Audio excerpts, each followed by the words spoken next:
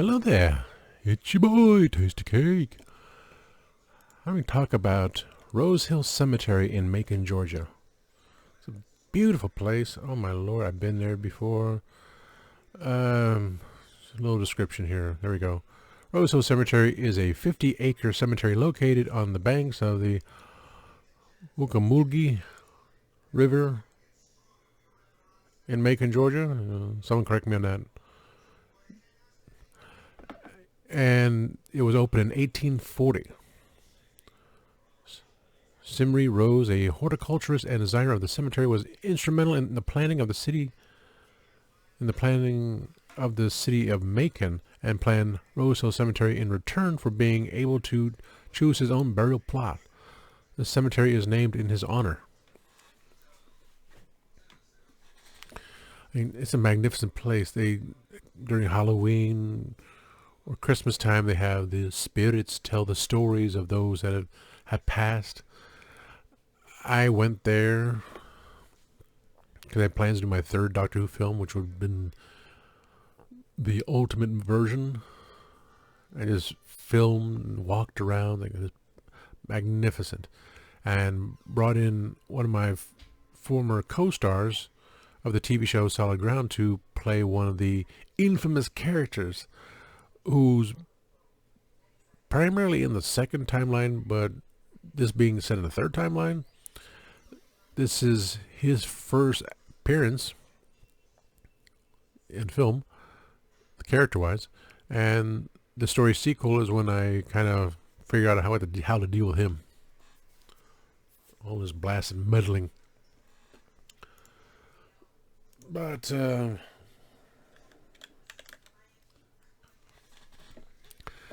I also had plans for a final episode of Solid Ground, which the producer didn't want to do.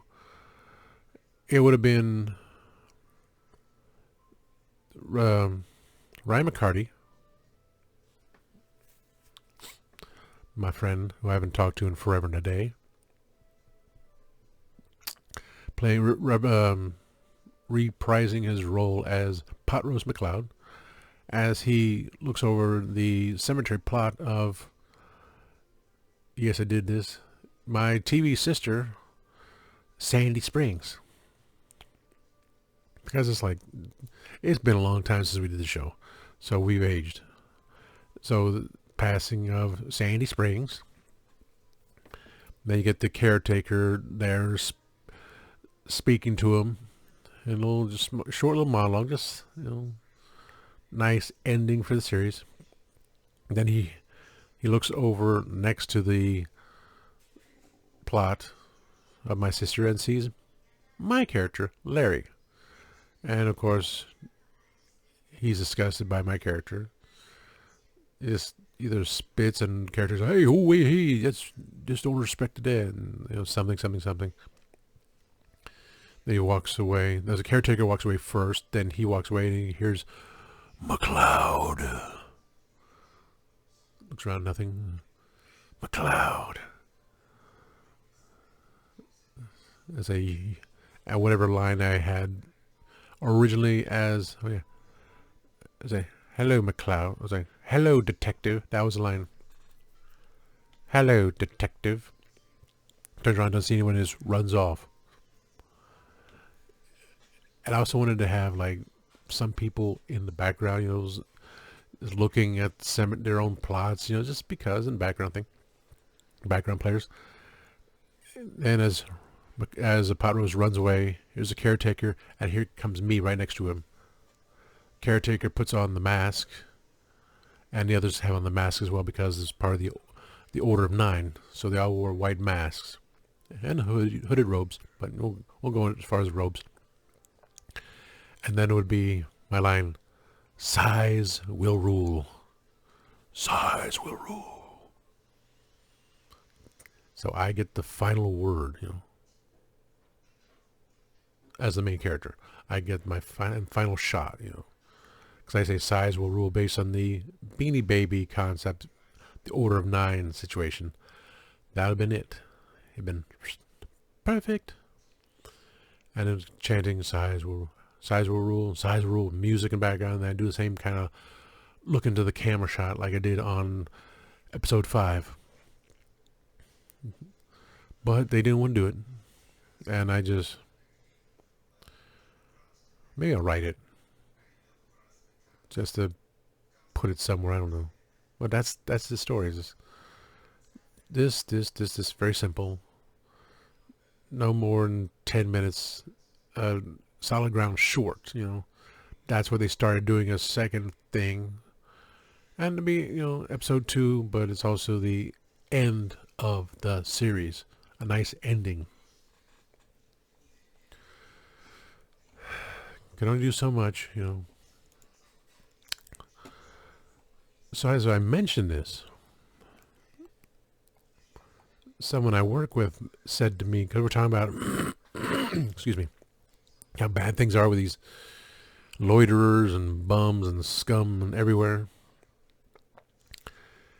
said that, we're talking about downtown Macon, how you don't want to go downtown anywhere at nighttime. It's just horrible. You can't trust people. The filth and scum, little Tatooine place. And she said, well, now these bums and derelicts are now living under the bridge. And a lot of them go into the cemetery now. They just, sleep on the graves, for God's sakes. This is how disgusting these people are. They don't care. Their degradations, they don't care about, they're dead now. They ain't going to come up and get me. Kind of wish they wouldn't. That's the only time I wish there were zombies. But then the dead come back up, eat these idiots, and then these idiots will come tagging all of us.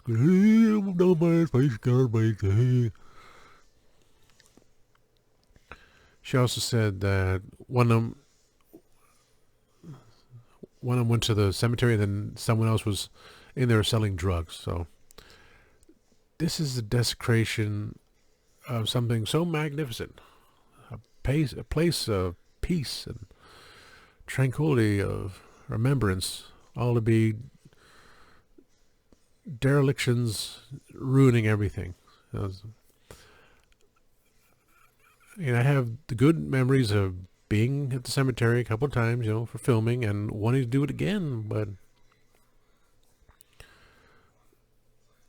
now that even if I did have the go-ahead to do the filming for the final episode with help, I was like, well, it's a solid ground, it's a Goat in a Boat Productions, you can do one more thing. Chase off all the damn bums. But this was last year. Yeah, last year I requested this. I also said, why am I not on the Internet Movie Database? No reply. Again, leading back to this, I thought we kind of like, the bridges were burned, but you're kind of mending the fences now. I have this idea, this and that, but like, you want to stick to that? That's why when I did the film, I had the crew, and they were important at the time, and other stories here and there. So the connection I have to these people who are the characters in the story, that's what hurts. But then again, once I write the story, I usually don't go back to it. I usually don't go back to my videos. For God's sakes, I do it. I'm done with it. So it's, focusing on people see this. They don't need the history of what's been going on. They just see, this is a person who plays his part. This is that. And that's what it should be. Don't grow attached to your characters. Because otherwise, majority of them is like, don't mean anything to me. But I'm so distracted for everything else, doing everything else, and doing everything else, and doing everything else. I just, even on vacation, I couldn't think of anything. I used to take a big old notepad and just write notes for everything because I didn't have the internet. I was just, if I'm at the dealership, I am writing notes. I wrote notes one time, continuing on a story in the second timeline. I ended up killing off, supposedly, but I did change things. The story sequel later on, killing off one of my main companions because I had to be something taken care of. And then I went further, said, okay, I know how I'm going to make this even creepier and even better, but I still haven't written it. Time just seems to be going by so fast. I need to take time and just, even 5 minutes, just do something. Write the stories. Right now I'm on this video kick, making all these videos, so I hope we bring on more people. It's like, you got ideas and someone's share, help me figure out something. In the talk show, I want to do that. It's all fun. Just to basically clear my mind. So, we'll see. Just had to get that out of my mind here. It's a shame, but people have been desecrating cemeteries for forever. But here, this beautiful place, you got bums sleeping on the graves. It's just a sad society we live in. But then again, we deal with someone putting a balloon supposedly filled with the virus causing problems. So it's everywhere. That's why I get lost in all this.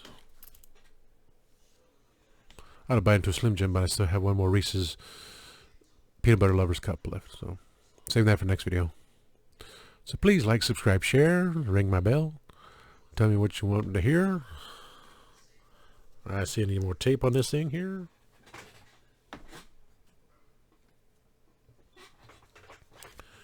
And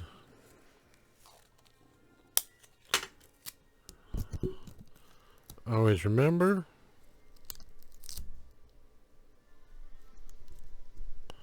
that time waits and turns slowly.